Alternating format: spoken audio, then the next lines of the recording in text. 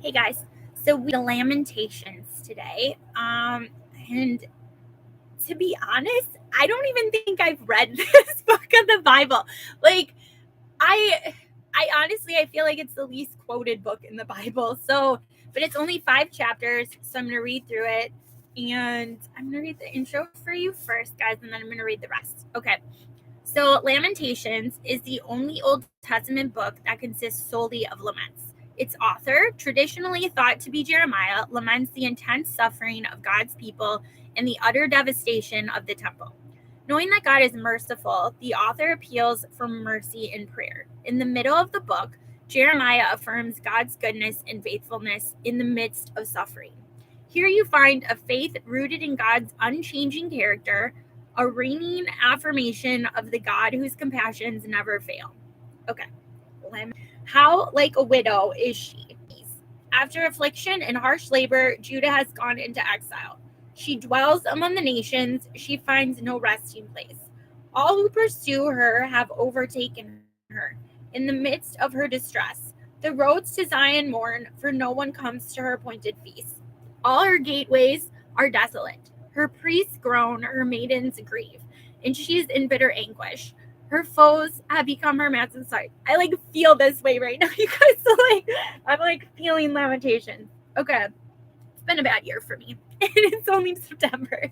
Okay, all her gateways are desolate. Her priests groan, her maidens grieve, and she is in bitter anguish. Her foes have become her masters. Her enemies are at ease. The Lord has brought her grief because of her many sins. Her children have gone into exile, captive before the foe. All the splendor has departed from the daughter of Zion. Her princes are like deer that find no pasture. In weakness they have fled before the pursuer. In the days of her affliction and wandering, Jerusalem remembers all the treasures that were hers in days of old. When her people fell into enemy hands, there was no one to help her. Her enemies looked at her and laughed at her destruction. Jerusalem has sinned greatly, and so has become unto her, for they have seen her nakedness. She herself groans and turns away. Her filthiness clung to her skirts. She did not consider her future. Her fall was astounding. There was none to comfort her. Look, O Lord, on my affliction, for the enemy has triumphed. The enemy laid hands on all her treasures. She saw pagan nations enter her spy. Look around and see. Is any suffering like my suffering? Zion stretched her hands, but there is no one to comfort her. The Lord has decreed for Jacob that his neighbors become his foes. Jerusalem has become an unclean thing among them. The Lord is righteous, yet I rebelled against his command. Listen, all you peoples, look upon my suffering. My young men and maidens have gone into exile. I called to my allies, but they betrayed me. My priests and my elders perished in the city. While they searched for food to keep themselves alive, see, O Lord, how distressed I am. I am in torment within, and in my heart I am disturbed, for I have been most rebellious. Outside the sword bereaves, inside there is only death. People have heard my groaning, but there is no one to comfort me.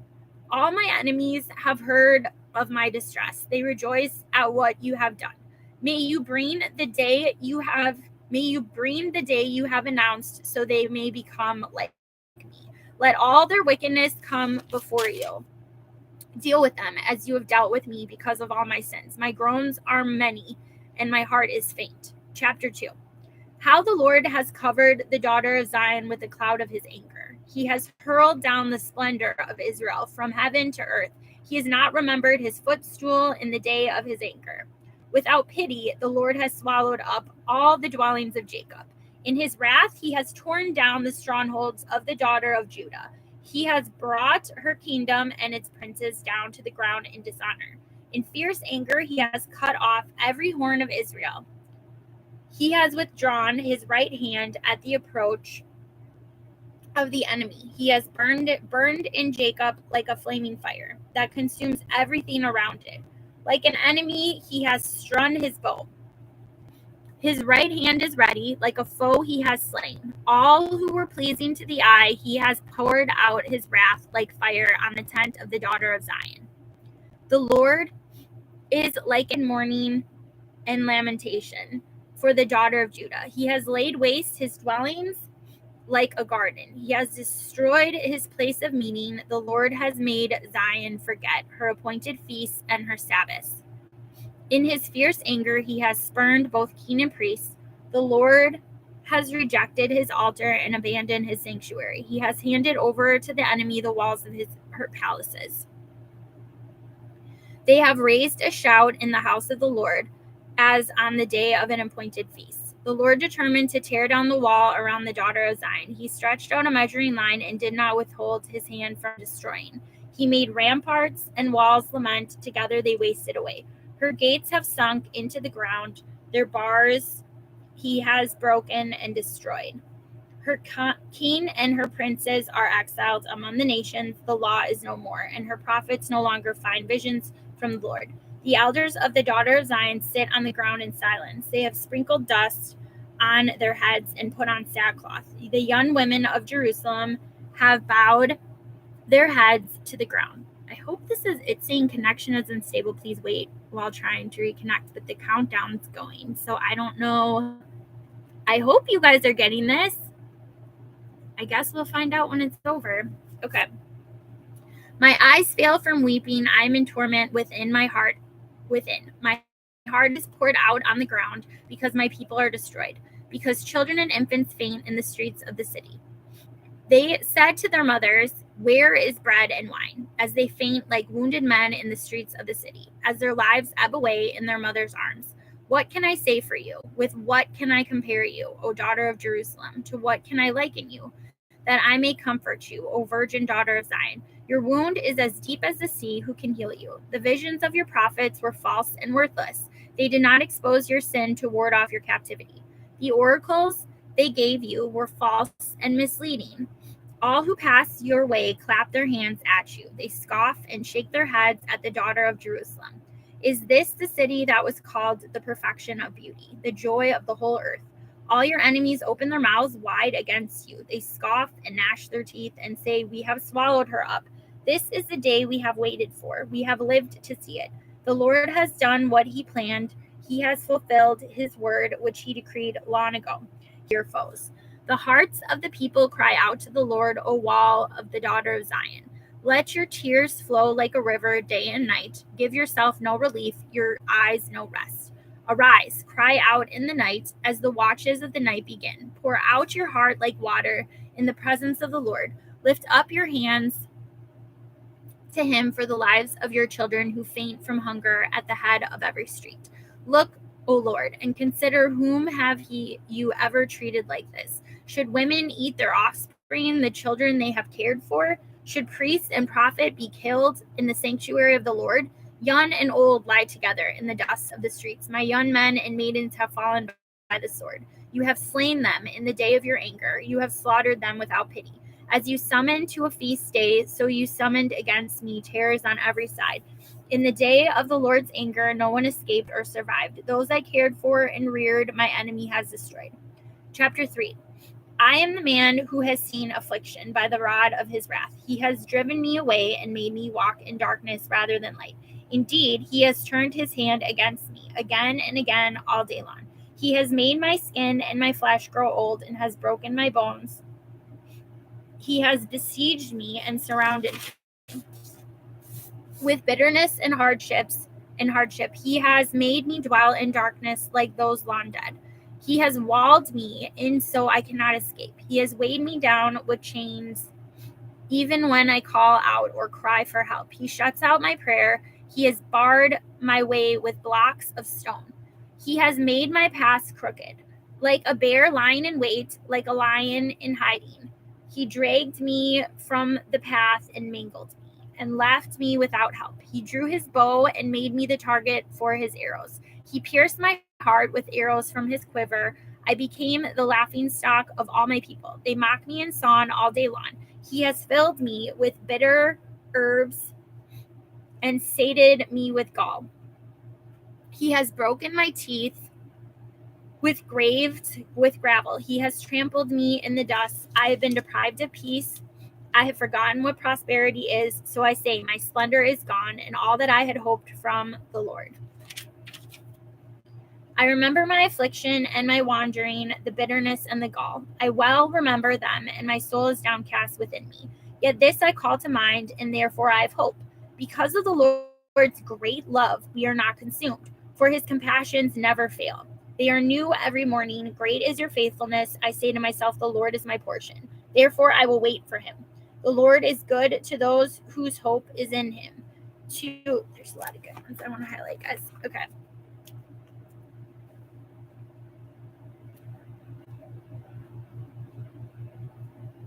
Okay, because of the Lord's great love, we are not consumed, for his compassions never fail. They are new every morning. Great is your faithfulness. I say to myself, the Lord is my portion, therefore I will wait for him.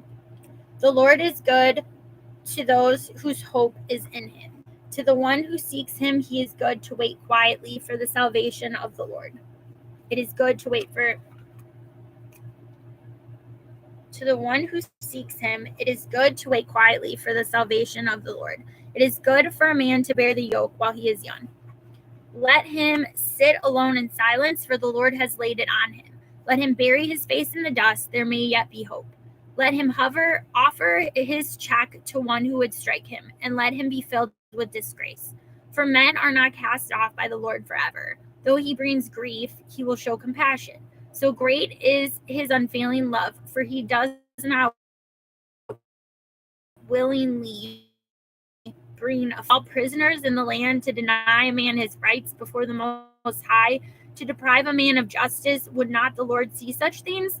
Who can speak and have it happen if the Lord has not decreed it? Is it not from the mouth of the Most High that both calamities and good things come? Why should any living man complain when punished for his sins? Let us examine our ways and test them. Rebelled, and you have not forgiven. You have covered yourself with anger and pursued us. You have slain without pity. You have covered yourself with a cloud so that no prayer can get through. That's interesting. You have covered yourself with a cloud so that no prayer can get through. You have made us scum and refuse among the nations. All our enemies have opened their mouths wide against us. We have suffered terror and pitfalls, ruin and destruction. Streams of tears flow from my eyes because my people are destroyed. My eyes will flow unceasingly without relief until the Lord looks down from heaven and sees. What I see brings grief to my soul because of all the women of my city. Those who were my enemies without cause hunted me like a bird. They tried to end my life in a pit and threw stones at me. The waters closed over my head, and I thought I was about to be cut off. I called on your name, O Lord. From the depths of the pit, you heard my plea. Do not close your ears to my cry for relief. You came near when I called you, and you said, do not fear. O Lord, you took up my case. You redeemed my life. You have seen, O Lord, the wrong done to me. Uphold my cause. You have seen the depth of their vengeance, all their plots against me. O Lord, you have heard their insults, all their plots against me. What my enemies whisper and mutter against me all day long. Look at them. Sitting or standing, they mock me in their songs. Pay them back what they deserve, O Lord, for what their hands have done. Put a veil over their hearts, and may your curse be on them. Pursue them in anger and destroy them from under the heavens of the Lord. Okay, devotion time. Verse is Lamentations 3, verse 22 to 23. The author is Ruth DeJager, and the passage is Lamentations 3, verse 1 to 30. New every morning. The timing seemed all wrong. At work, I was in the middle of a major project with a deadline looming only weeks away. On Wednesday afternoon, while I was dealing with a particularly sticky problem, my surgeon called. I'm sorry, she said, but the lump was cancerous. Could you and your husband come to my office tomorrow morning to discuss further treatment? Breast cancer. Those words held all kinds of terror and uncertainty. I moved through the next couple of days like a puppet. By Sunday, the reality had reached down into the lower layers of my emotions. I needed time to cry, to process, to try to accept, but I didn't have the luxury. Monday morning comes for the ready and unready alike. I can't do this, I wailed to a colleague. I can deal with cancer and I can deal with pressure, but not both at the same time. But I felt I had no choice. I had to keep on keeping on. That was 2 weeks ago. The radiation treatments will start soon. The deadline is only days away now. I'm still scared, but I'm still going. And this verse in Lamentations is more real to me than it's ever been in my 43 years. Because of the Lord's great love, we are not consumed, for his compassions never fail. They are new every morning. Great is your faithfulness. God has given me a daily dose of his strength each morning. Each day he makes to know when I'm feeling down. Great is your faithfulness. I say to myself, the Lord is my portion. Therefore, I will wait for him every morning. Okay. Chapter 4. How the gold has lost its luster, the fine gold be dull. The sacred gems are scattered at the head of every street, and once worth their weight in gold, are now considered as pots of clay, the work of a potter's hands. Even jackals offer their breasts to nurse their young, but my people have become heartless, like ostriches in the desert. Because of thirst, the infant's tongue sticks to the roof of its mouth. The children beg for bread, but no one gives it to them. Those who once ate delicacies are destitute in the streets. Those nurtured in purple now lie on ashes, were brighter than snow and whiter than milk. Their bodies were ruddy than rubies, their appearance like sapphires. But now they are blacker than soot. They are not recognized in the streets. Their skin has shriveled on their bones. It has become as dry as a stick. Those killed by the sword are better off than those who die of famine racked with hunger. They waste away for lack of food from the field. With their own hands, compassionate women have cooked the Lord to touch their garments. Go, you are unclean, men cry to them. Away, away, don't touch us. When they flee and wander about, people among the nations say they can stay watches over them. The priests are shown no honor, the elders no favor. Men stalked us at every step so we could not walk in our streets. Our end was near, our days were numbered, for our end had come. Our pursuers were swifter than eagles in the sky. They chased us over the mountains and lay in wait for us in the desert. The Lord's anointed, our very life breath, was caught in their traps. We thought that under his shadow, we would live among the nations. Rejoice and be glad, O daughter of Edom, you who live in the land of Uz, but to you also the cup will be passed. You will be drunk and stripped naked. O daughter of Zion, your punishment will end. He will not prolong your exile, but, O daughter of Edom, he will punish your disgrace. Our inheritance has been turned, can be no rest. We submitted to Egypt and Assyria to get enough bread. Our fathers sinned and are no more, and we bear their punishment. Slaves rule over us, and there is none to free us from their hands. We get our bread at the risk of our lives. Because of the sword in the desert, our skin is hot as an oven, feverish from hunger. Women have been ravished in Zion, and virgins in the towns of Judah. Princes have been hung up by their hands. Elders are shown no respect. Young men toil at the millstones. Boys stagger under loads of wood. The elders are gone from the city gate. The young men have stopped their music. Joy is gone from our hearts. Our dancing has turned to mourning. The crown has fallen from our head. Woe to us, for we have sinned. Because of this, our hearts are faint. Because of these things, our eyes grow dim. For Mount Zion, which lies desolate, with jackals prowling over it. You, O Lord, reign forever. Your throne endures from generation to generation. Why do you always forget us? Why do you forsake us so long? Restore us to yourself, O Lord, that we may return. Renew our days as of old, unless you have utterly rejected us and are angry with us beyond measure. You have utterly rejected us and are angry with us beyond measure. Okay, guys, that is it for Lamentations. Ezekiel is the next one. And it's pretty long. It's 48 chapters. So definitely not as short as Lamentations. All right, guys, thanks for watching and listening. Hope you have a good day. Bye.